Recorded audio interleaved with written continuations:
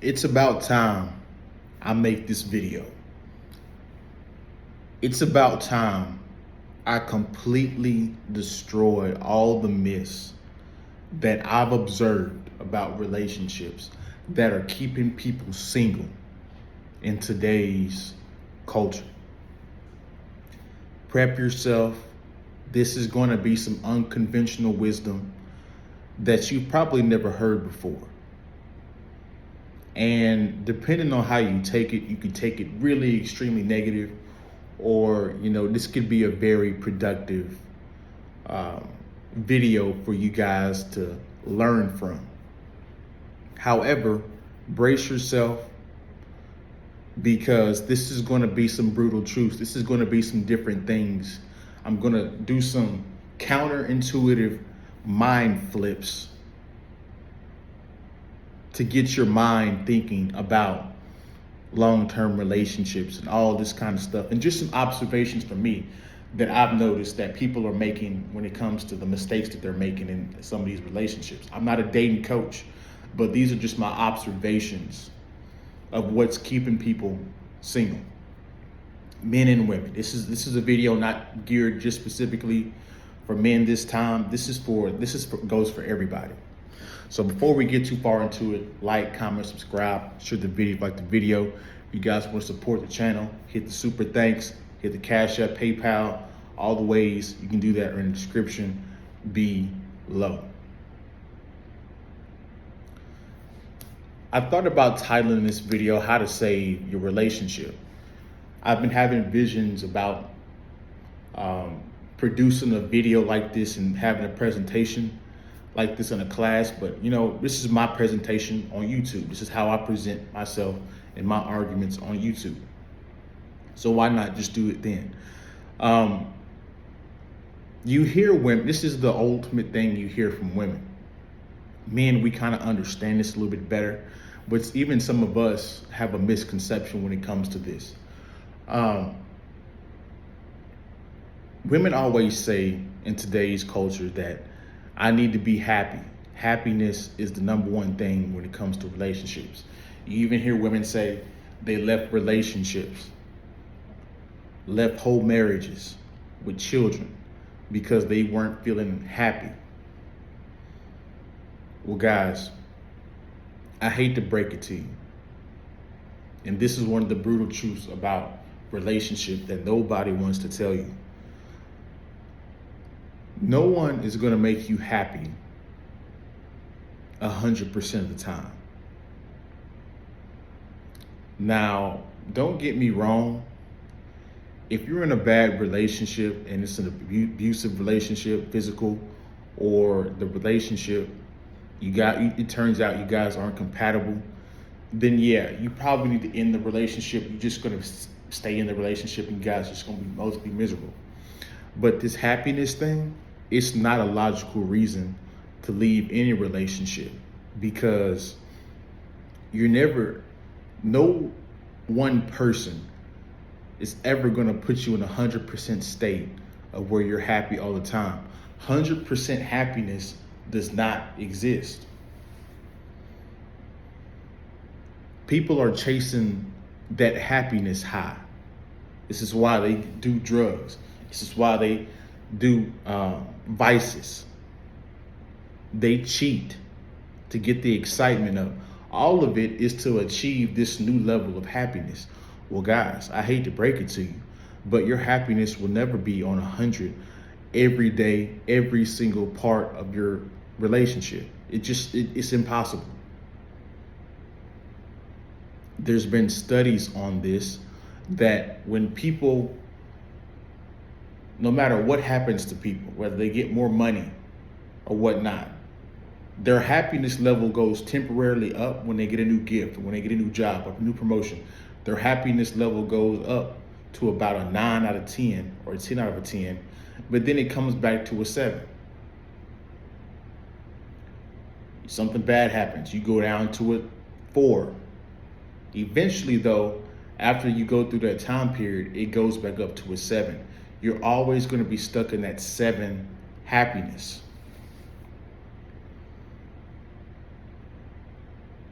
You see this with rich people. No matter how much money they make, there's always a problem that your brain tends to concoct in your head. So happiness is not a good reason to leave a relationship, because you're just going to be unhappy with the next person. This is what they mean by the honeymoon stages, guys. The honeymoon stages that's the part of the relationship where the happiness and all that is at a 9 or a 10. Once you guys get used to one another, once you guys get to living with one another, it's going to come back down to a 7. You get a new house, it's going to go back up to a 9. Then it's going to come back to a 7. You guys, the first few times you guys were having sex, it was a 10 and happiness. The first couple of times you guys were coming to each other's house, it was a 10, happiness. Eventually it's going to come back to a 7. So when people leave relationships because they're not happy, well, the fact of the matter is, when you go over to the next person, you're just going to repeat the process again. People are addicted to that happiness high in relationships. But guys, there's nothing that's going to keep you at 100% happiness all the time. That's a myth. The grass isn't always greener, and most of the times it isn't greener. Sometimes it is greener.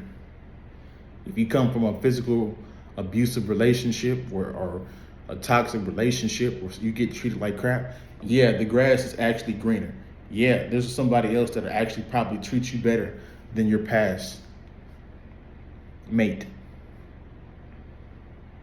Here's the next thing. People are so caught up in, what should I do for the other person? What gift should I give the other person? How can I always be a giver in the relationship? I think the key to maintain a relationship is not about happiness, not about any of that, about what you can give. I think it's about what you can take. Are you willing, take the person that you're with right now and look at them right now before you jump into a long distance relationship or a long-term relationship, or before you turn into a marriage. Look at that person and tell yourself and talk to yourself in your head like this.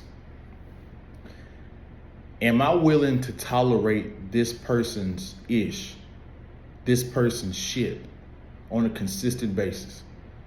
When he messes up or she messes up, am I going to jump ship, or is that just going to make me stay even more to try to help figure out the situation, to help make it work? Because I think if you guys actually viewed relationships like that, if you viewed that other person like, damn, okay, if she messes up, would I be able to deal with that? If he messed up and did this, would I be willing to deal with that? I think if you guys asked yourself that question, you'd probably mark off most of the people. You have to be willing to take somebody's crap, because nothing's going to be perfect all the time. You guys are going to argue. Is arguing with that person going to make you leave?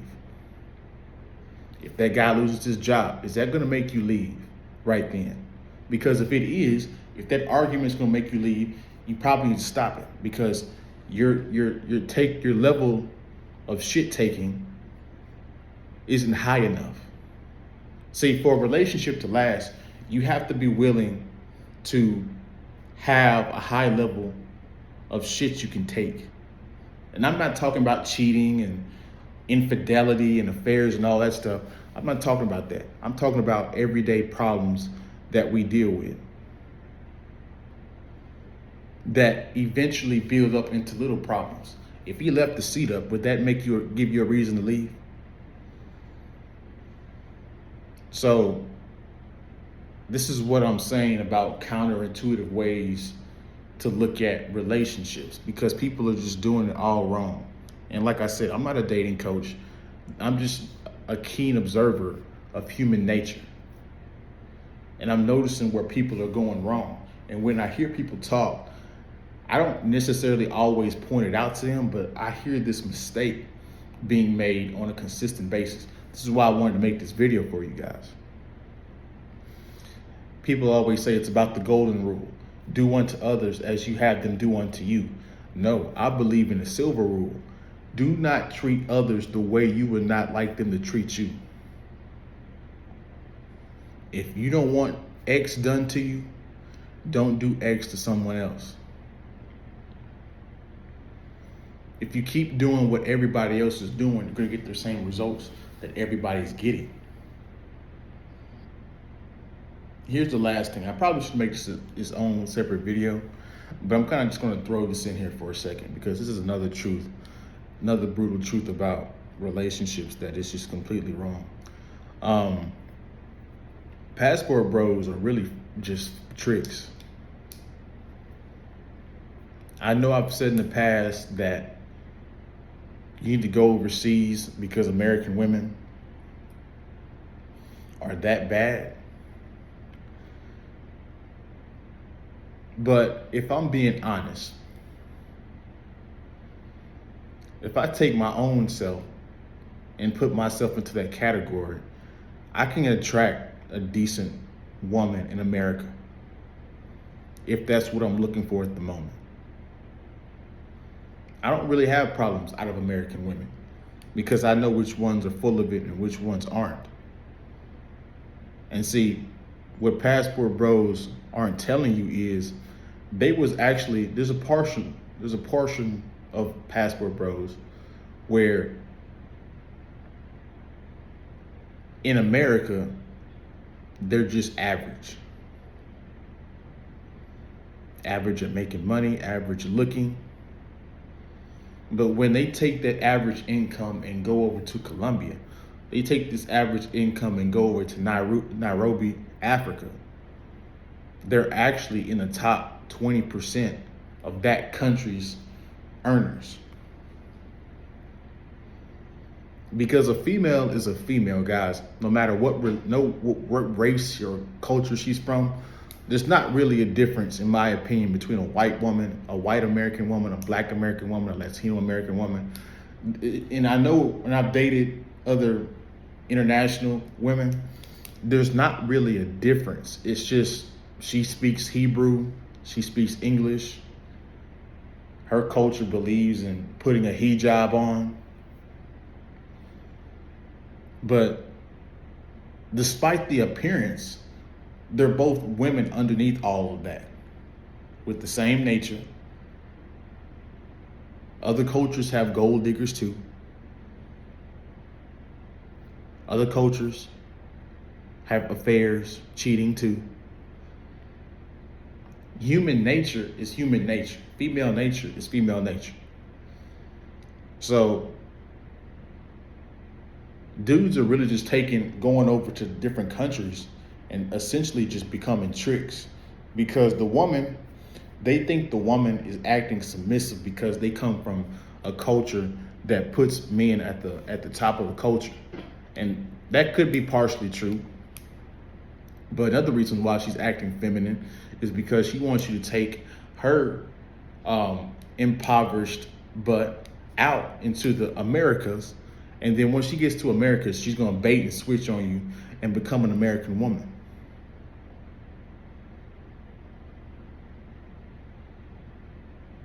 There's already passport bros making content about how the westernized woman is becoming the norm for the world. The feminism, all that stuff, the 4B movement. The 4B movement probably not as much, that's more of a hoax. But the feminism is spreading all over the place. It's in China partially. Only place it probably isn't, and it's there, but it's just not in mass numbers, it's probably the Middle East.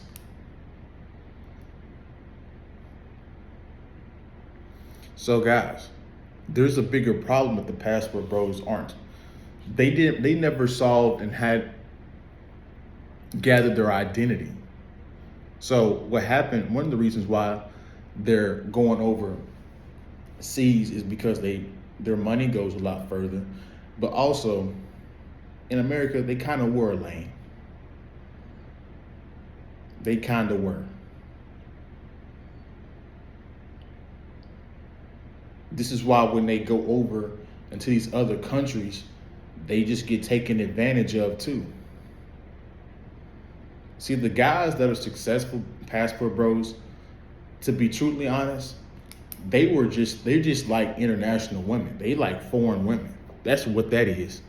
They didn't struggle getting American women. They just wanted a Filipino woman.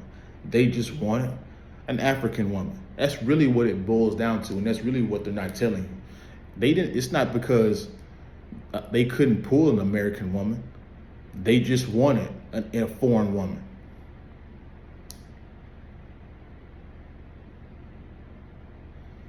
So those are some of the brutal truths I just kind of wanted to point out to you guys to get you guys, your heads and your minds moving.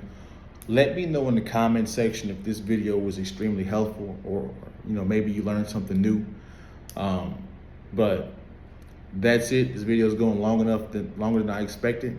Don't forget to like, comment, subscribe. Share the video if you like the video on your way out. And I will see you guys in the next one, man. Peace.